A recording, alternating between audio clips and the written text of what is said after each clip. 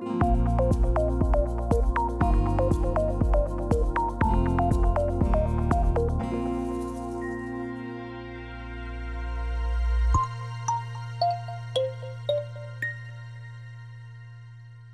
and welcome to Conversation Series.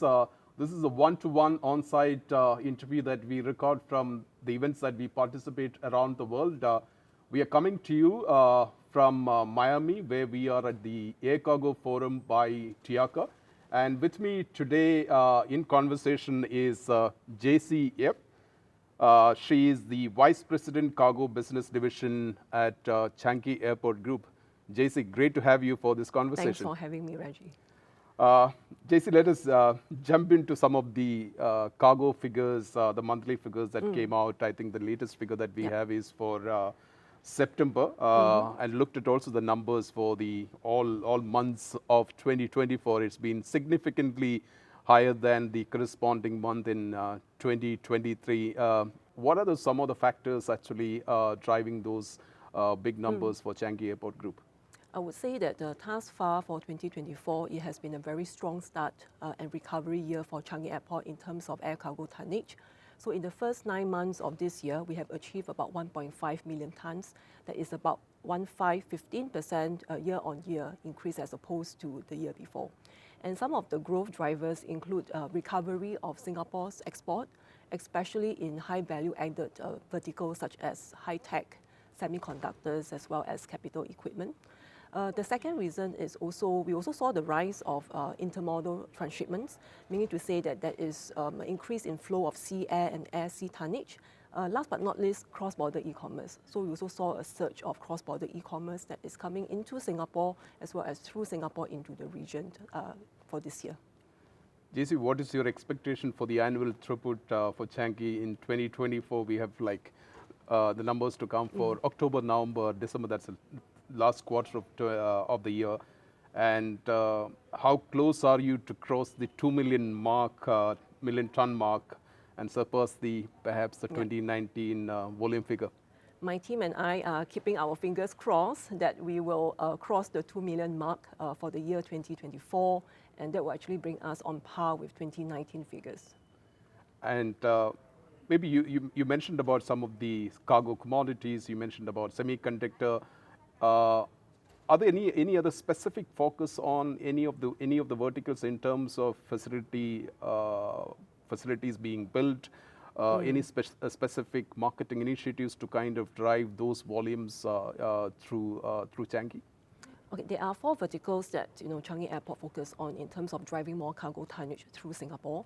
The first is on pharmaceuticals. I think pharmaceutical is very key to our manufacturing sector. I think in the last couple of years, there have been very strong foreign direct investment from global pharmaceutical companies that are opening new plants in Singapore that will actually help to boost air transportation of pharmaceuticals through our airport. The second is high-tech, right? Singapore is very strong in front-end manufacturing in terms of semiconductors.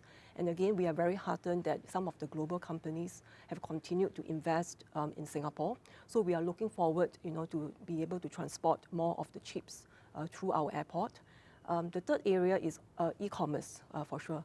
So I think we saw a very huge rise in cross-border e-commerce. And I think Southeast Asia is also a burgeoning market for e-commerce. And given the very strong consumption and the rising middle class, we believe that over the next few years, the e-commerce penetration will continue to grow in Singapore as well as the region. Last but not least, perishables.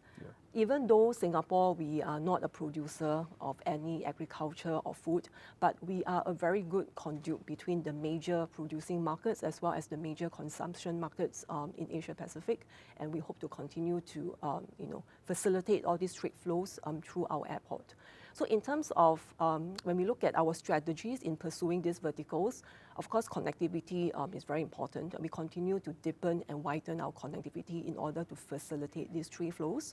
I think the last 12 months or so, we are very happy to have welcomed 3 new airlines, Air Incheon, Sichuan Airlines, as well as Shandong Airlines. They give us new city links into Nanning, Nagoya, as well as Haikou.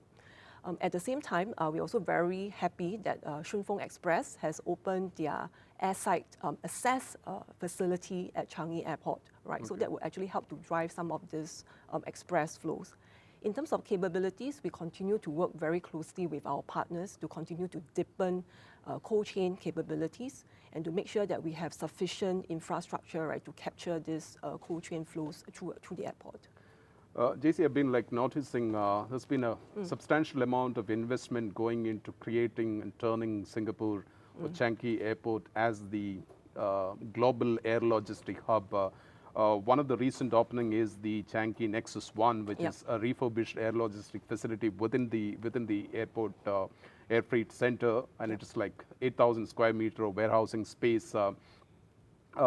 It's also built in such a way that it aligns with the sustainability goals set by the Changi Airport Group. Give us a little more details about this particular facility and how aggressively the airport group is going ahead with the investment into facilities which are aligned to the sustainability goals of the airport group. I would say that the Changi Nexus 1 project is a very exciting project for us, right? It is a first-line facility, meaning to say that it has airside access. And we are now working with a couple of strategic logistics players to get them to actually do more transshipments as well as facilitate more global trades through this particular facility. And secondly, that you are right to say that it's also the first building in Changi Airport that received our Building and Construction Authority Green Mark certification. Now, two of the key initiatives that Changi Airport has adopted in order to improve our sustainability impact. The first one is actually increasing energy efficiency of our buildings, and the second one is to actually use and adopt more renewable energy. So what's so interesting about Changi Nexus 1 is that we actually put good energy management practices into the building. So the materials that we use for the refurbishment has very good sustainability impact, and that actually caused us to get this particular certification from our BCA authority. Jaisey, lastly, bring us up to speed with other cargo development programs at Changi Airport Group in terms of investment into facilities, other programs to really turn Singapore into an air logistic hub for the world. So we will continue to modernize our existing air cargo infrastructure. And I think in the near to medium terms, we are also looking at building more remote stands that will actually help to facilitate more freighter as well as passenger flights through Changi Airport. In the longer term, our Prime Minister has recently announced that in early part of next year, we're going to commence construction of Terminal 5 alongside with a new air cargo village, and we call it the Changi East Industrial Zone. So that will be on the way, right? And both facilities will actually be operational sometime in the mid-2030s. And in tandem to that, also a few weeks apart, our Deputy Prime Minister has also announced that the government will actually look into investing in Airport Logistics Park 2. Right. So today, if you look at our existing air cargo ecosystem, we have our Changi Air Freight Center, where it has first line and second line facilities.